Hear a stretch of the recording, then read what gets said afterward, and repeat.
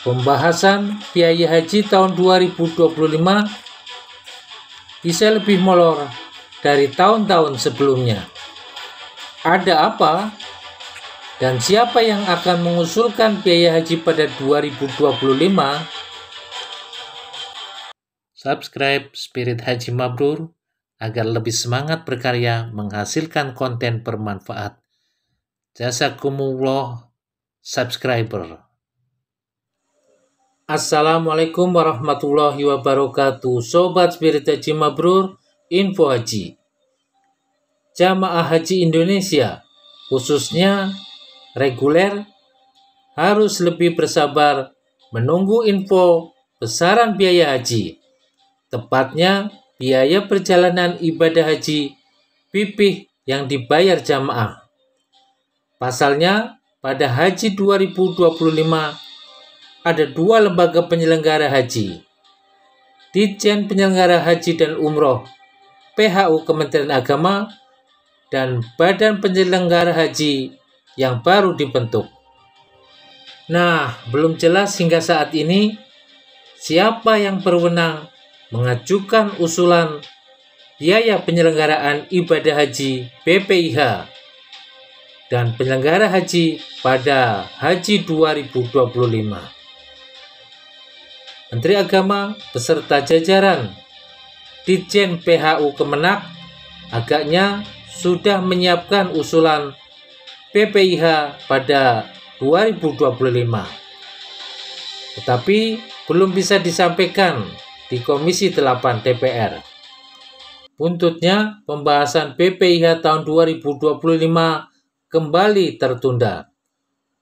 Sesaat seusai rapat kerja Komisi 8 DPR dengan Menteri Agama dan jajaran Ditjen PHU dibuka, anggota Komisi 8 DPR, Sely Andriani Kantina, melakukan interupsi.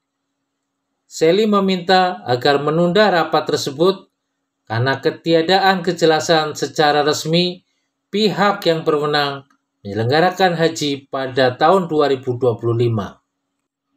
Pangkalnya, Presiden Prabowo Subianto telah menerbitkan Peraturan Presiden Nomor 154 tentang Badan Penyelenggara Haji. Dalam pasal 3/11 itu, Badan Penyelenggara Haji bertugas melaksanakan pemberian dukungan penyelenggaraan haji.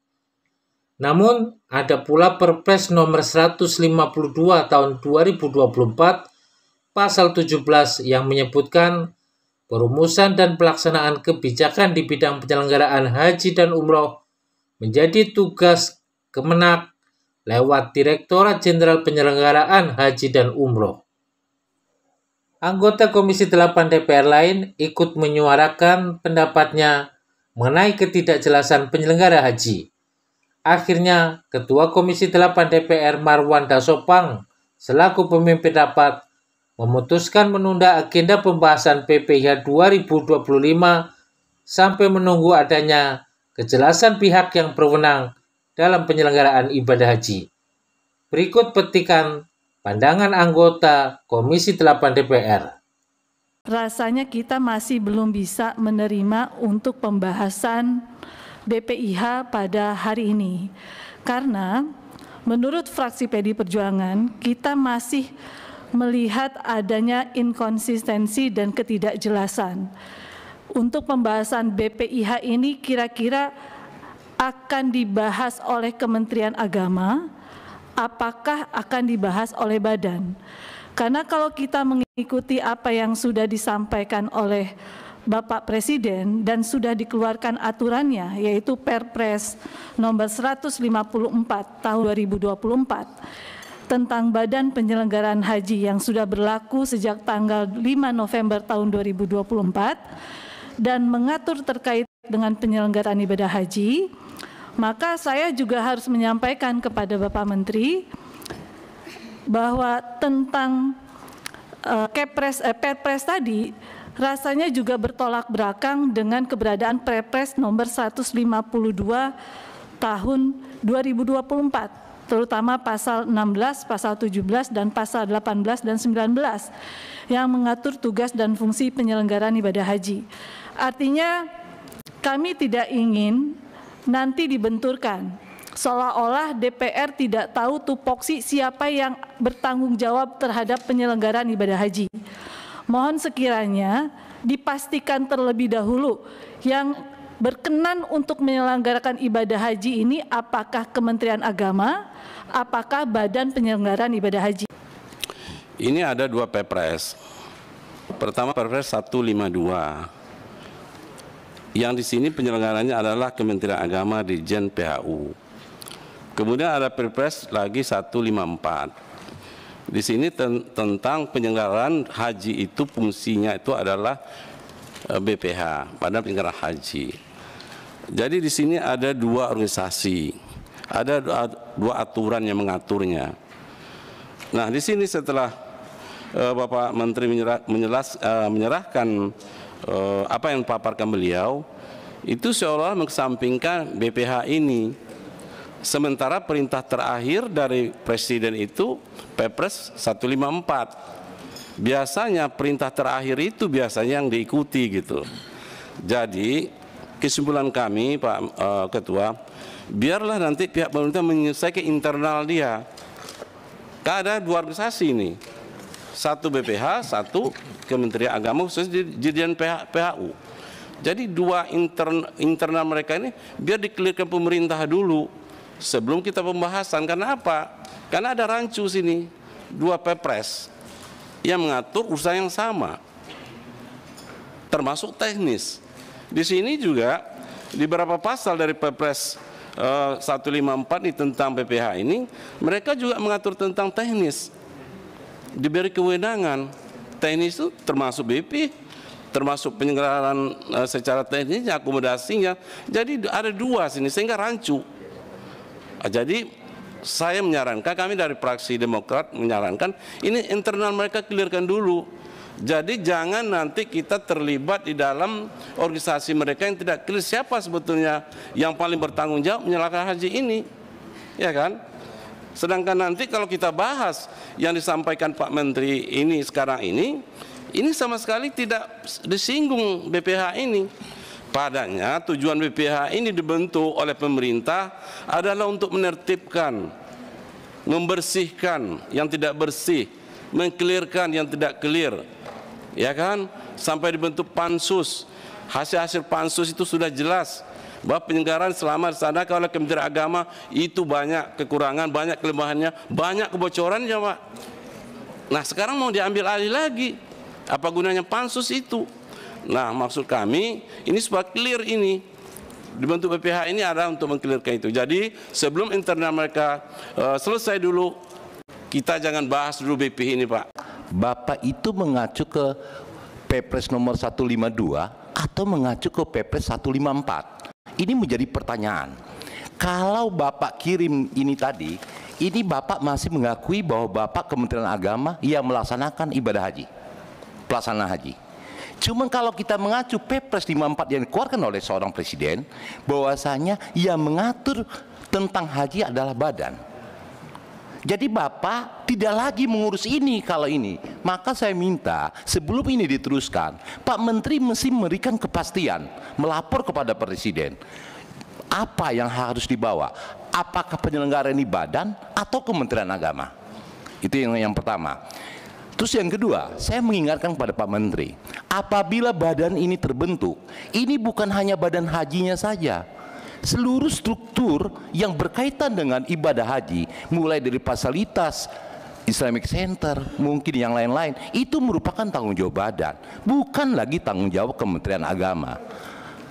Jadi kita juga bingung, apakah Bapak ini tidak memahami tentang Perpres nomor 152 dan 154 perbedaannya di mana, sehingga Bapak datang ke sini untuk disahkan urusan haji ini pada hari ini. Saya pikir pimpinan ini menjadi pertanyaan. Beliau ini memahami atau tidak tentang Perpres nomor 152 perbedaan dengan Perpres 154. Saya mendukung sikap prudensial dari Komisi 8, kehati-hatian, karena ada asas hukum misalnya namanya apa itu, Lex posteriori, derogat legi priori misalnya. Kalau ada yang baru maka kalau hukum itu setara maka yang lama disingkirkan. Jadi kalau ini kan 154 itu tanggal 5 November, sementara 152 lebih dulu. Nah, kemudian di yang 154 ini jelas semua pelaksanaan ibadah haji itu dilaksanakan oleh badan yang berada di bawah tanggung jawab presiden. Dan ini kemudian badan mempunyai tugas melaksanakan pemberian dukungan penyelenggaraan haji, semua yang diceritakan ini di paparan Pak Menteri. Sementara Pak Menteri tidak menyebut satupun diksi atau kata badan penyelenggaraan haji. Saya kira ini nanti kita akan disalahkan kalau kembali ke hukum ini. Jadi dan kapan mulai berlaku di pasal terakhir itu berlaku sejak diundangkan. Ini jadi sejak diundangkan. Jadi peraturan ini berlaku sejak diundangkan, kan berarti yang sebelumnya tidak bisa digunakan. Begitu Pak Ketua, saya setuju. Saya kira sebaiknya disesuaikan dulu regulasinya atau ditata dulu ini, karena kalau enggak nanti kita mendukung yang salah nih, Komisi 8. Memang sudah tidak ada kesepahaman tentang kedudukan hukum dari masing-masing dari Perpres ini, baik dari Perpres 154 maupun 152. Nah, ini memang urusannya di pemerintah ini, bukan di DPR. Nah, tetapi DPR juga tidak ingin aspek hukum ini menimbulkan masalah juga buat kita. Kenapa? Karena kita akan menentukan keputusan politik berkaitan dengan apa yang disampaikan dari bahan yang disampaikan oleh Pak Menteri. Jadi saya usul Pak Ketua dan pimpinan yang lain dan Kapoksi agar tidak menimbulkan sangat dinamis di rapat kita. Toh kita niatnya baik loh, untuk demi menjalankan ibadah haji di 2025 itu lebih baik lagi. Sesuai dengan pesan dari Bapak Presiden kan sudah disampaikan bahwa Kementerian Agama dan Badan Penyelenggara Ibadah Haji ini merupakan sinergi. Ya. Jadi adanya Badan Penyelenggara Haji itu salah satu wujud dari keseriusan pemerintah Presiden dalam hal ini untuk bagaimana penyelenggaraan ibadah haji lebih baik lagi dari yang kemarin. Kan karut-marut yang lalu bisa dibenahi dengan adanya Badan Penyelenggara Haji ini. Nah, tapi kalau starting pointnya dari Kementerian Agama tidak sama dengan semangat yang disampaikan spirit dari Komisi 8 dan juga spirit dari Bapak Presiden, ya ini akan berkepanjangan. Memang kalau ini rapat mengacu kepada 152 dan 154 dan badan diikut sertakan, ini ada persoalan masalah badan sendiri itu belum disahkan menjadi mitra Komisi 8 karena masih di meja pimpinan DPR. Mudah-mudahan kami selaku pimpinan Komisi 8 berharap pimpinan DPR RI segera melaksanakan BAMUS dan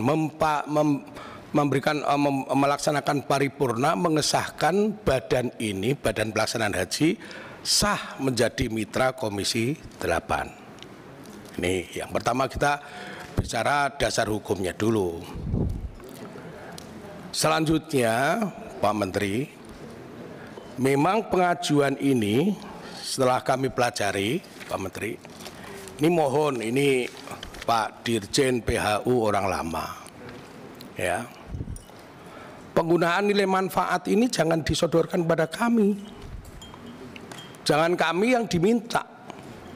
Bapak di sini harus memberikan mengajukan persentase penggunaan nilai manfaat. Ini koreksi ya. Ya. Jangan dibeban ke kami, ini kami sama saja kami dijebak. Ya, ini enggak benar. Yang selanjutnya kembali kepada 152 154. Kami ini sangat berharap dan masyarakat sangat menunggu apa yang telah disampaikan oleh Presiden bahwa pelaksanaan haji ke depan akan lebih baik sehingga Presiden membentuk namanya Badan Pelaksanaan Haji. Ini juga sering kami diskusikan dengan internal di fraksi Partai Gerindra. Memang kalau masih ditangani oleh satu kementerian, ini pembahasan menuntaskan persoalan masalah haji yang begitu kompleks, ini nggak akan bisa selesai. Nah, saya lihat memang ini buah si malakama. Pak Menteri mengajukan ini ya, tidak menyebutkan badan haji. Memang badan haji belum disahkan. Tapi ini kami mohon Pak Menteri, ini DPR ini dalam mungkin ya masa sidang minggu ini, mudah-mudahan minggu ini paripurna, syukur besok hari Selasa sudah ada paripurna, atau hari Kamis sudah ada paripurna, mengesahkan badan adalah mitra Komisi 8. Sehingga Pak Menteri nanti bisa berkoordinasi antara Kementerian Haji dengan badan untuk mengikut sertakan yang namanya Badan Pelaksanaan Haji ikut di dalam masalah pembahasan sampai pelaksanaan haji tahun 2025 yang akan datang.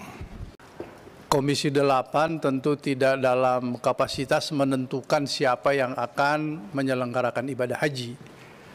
Kalau hari ini kita mendengarkan penjelasan dari Pak Menteri, berarti Komisi 8 mengesahkan Menteri Agama lah yang menyelenggarakan ibadah haji. Padahal masih ada Perpres 154 berbunyi yang sama. Tentu Komisi 8 tidak mau terjebak dalam urusan pemerintah.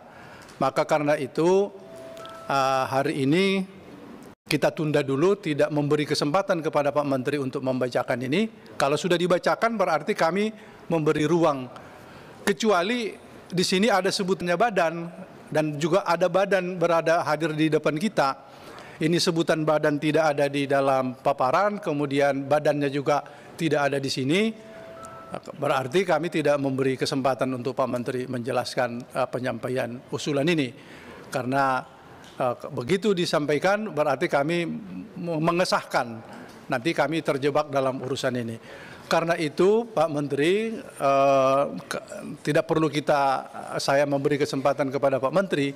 Kalau diberi kesempatan nanti terpancing pendapat dari para anggota, kita semakin ribut. Oleh karena itu diberi kesempatan kepada pemerintah untuk menyelesaikan prosedur ini. Sinkronisasinya di mana antara 152 dan 154. Kalau dua lembaga ini hadir bersama-sama di Komisi 8, penyampaiannya juga merangkum dua badan ini, tentu kami akan menerima dengan baik. Kami berikan kesempatan kepada Pak Menteri untuk melakukan koordinasi. Kalau sudah selesai, besok hari kita buka raker lagi untuk mendengarkan usulan dari pemerintah. Tentu kami tidak ingin berlama-lama karena kita ingin segera. Di dalam jadwal kita sebetulnya kita sudah membentuk panja. Karena begitu selesai diusulkan oleh Menteri, kita memutuskan hari ini juga membentuk panja, baik dari Komisi 8, DPR maupun dari pemerintah. Tapi karena hari ini tidak bisa kita lanjutkan, maka kami akan menutup persidangan kita. Tidak ada kesimpulan, Pak, hanya laporan singkat saja nanti. Karena itu kami menutup rapat kita. Menteri Agama Nasaruddin Umar siap menindaklanjuti arahan dari Komisi 8 DPR mengenai kepastian pihak yang berwenang menyelenggarakan haji tahun 2025, terutama terkait dengan kewenangan membahas biaya penyelenggaraan ibadah haji (BPIH). Ditindaklanjuti lewat rapat kata Nasaruddin usai menghadiri raker. Dalam pandangan Spirit Haji Mabrur, ironis jika kehadiran Badan Penyelenggara Haji BPH membuat pembahasan biaya haji 2025 tertunda, apalagi jika sampai berlarut-larut menunggu kepastian hukum dan kewenangannya. Apakah penyelenggara haji diambil sepenuhnya oleh BPH dan Ditjen PHU Kemenak terbatas pada regulator atau pembuat kebijakan? Masalahnya selama ini Ditjen PHU sebagai regulator dan operator atau penyelenggara ibadah haji.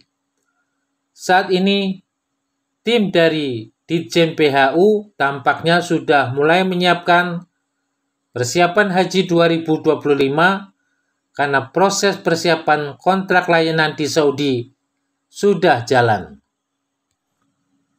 Di sisi lain, Badan Penyelenggara Haji belum memiliki personil yang berpengalaman dalam penyelenggaraan ibadah haji. Solusinya, penyelenggara haji pada 2025 merupakan transisi sebelum BPH benar-benar siap dengan payung hukumnya. Pada penyelenggaraan haji 2025, BPH bisa bersinergi dengan Ditjen PHU yang memiliki personil dan pengalaman.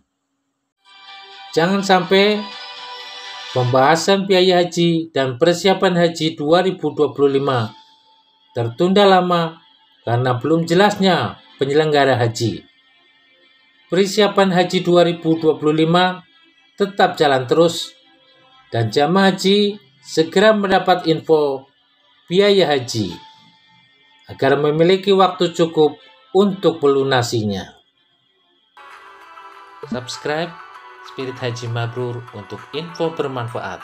Semoga Allah mudahkan ke Baitullah.